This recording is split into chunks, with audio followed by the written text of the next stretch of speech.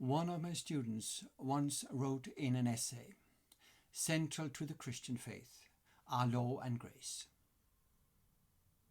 That is, God told us how to live, and if we fail, we have grace. Now that may be a truth with modifications, but welcome to a reflection on the relationship between law and grace in our series with Tidbits from Deuteronomy. I'm Dr. Paul Petersen, and our theme are themes from Deuteronomy, where law is certainly a very central motif. So let me ask the question, what comes first? Law or grace? To some, that question is easily answered. They just point to Galatians chapter 3.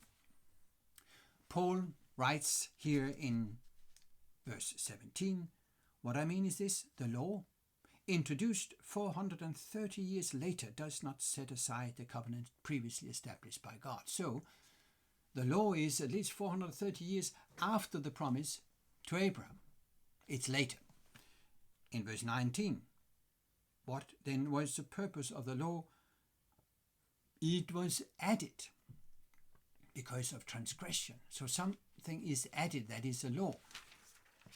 However, also here it's good to reflect on the context. Paul is speaking about the giving of the law on Mount Sinai, and he is arguing against people who would claim that to be saved, people had to be circumcised and follow all the ceremonial laws of the Mosaic Code. He is speaking about the fact that the law would then condemn people, and from that condemnation they were saved. He's speaking to establish justification by faith, showing that Abraham was justified by his faith before or the giving of the law. However, when you read back in Deuteronomy, you may get another impression. Let's read from Deuteronomy, now fairly well-known verses 7 and 8 in chapter 7. And I'm reading from New International Version. "The Lord did not set his affection on you and choose you because you were more numerous than other peoples, for you were the fewest of all peoples, but it was because the law loved you." So, God gave people, the people of Israel, the law because he loved them. So the law is an expression of law, love, and grace. So what is first? Now, what we need to remember is always that when you read a text, you have to understand what in particular is the purpose and content of that text. There are many words for law, and there are many situations where God gave laws. Let's point to the beginning of Deuteronomy. In verse 5, it is told as the introduction to the first of the speeches of Moses that he began to expound this law. Here the word Torah is used. That is the broad term covering all of God's laws, but in specific speaking about God as the one who reveals, who instructs, who teaches. So Torah simply means instruction, revelation. Later it gets a narrow, specific meaning of, for instance, the Pentateuch. But Torah here is covering all that God teaches and reveals. As we read on, we read about the distinction between the Ten Commandments and all the other laws.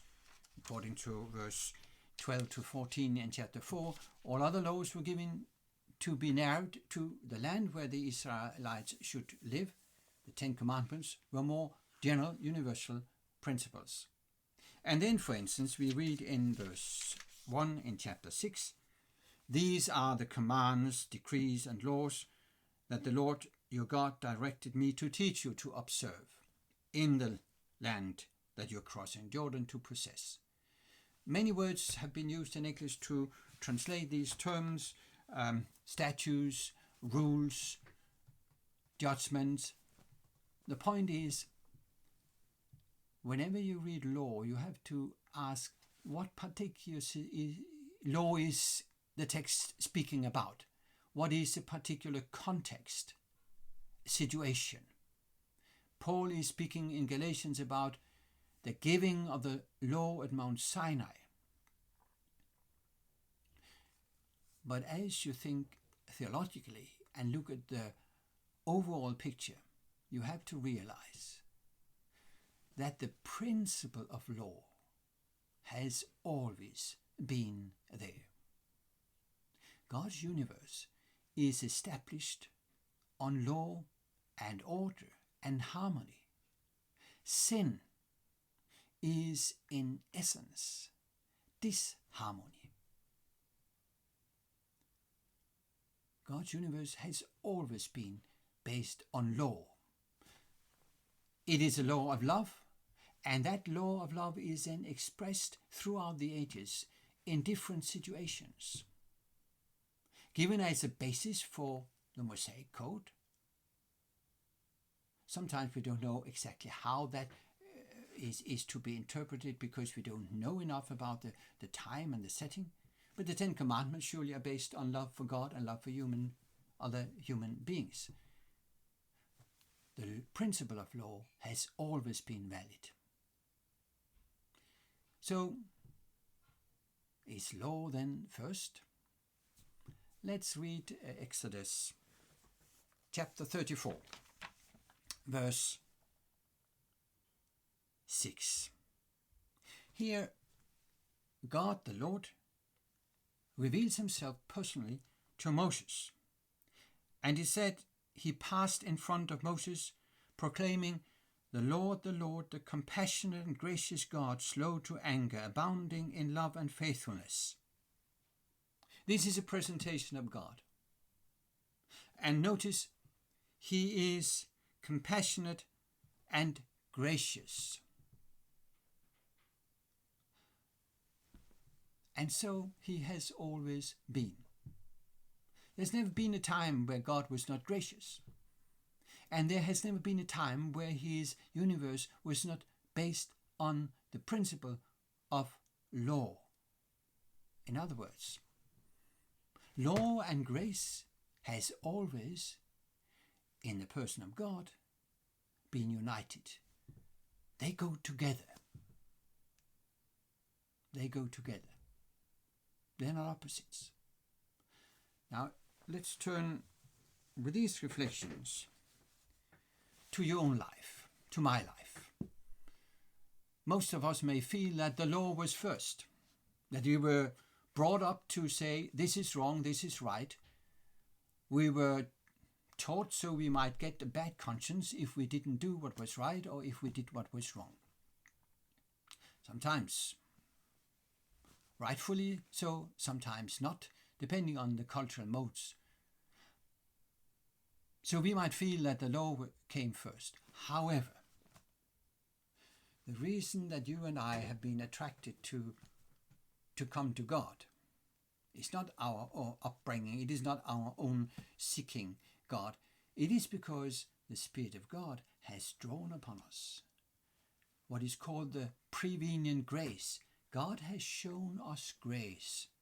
Selfish, self-ambitious sinners, he has shown us grace, and that grace has brought us to him. So the grace was there from the very beginning. We may have sensed the law more than grace, but it was there. And then as we experienced the grace of God in forgiveness, we began to praise and serve him. But law and grace was both there from the very beginning. And sin is an enemy of law, as it is an enemy of grace. Sin is, with the words of John in 1 John 3:4, sin is lawlessness, anomia.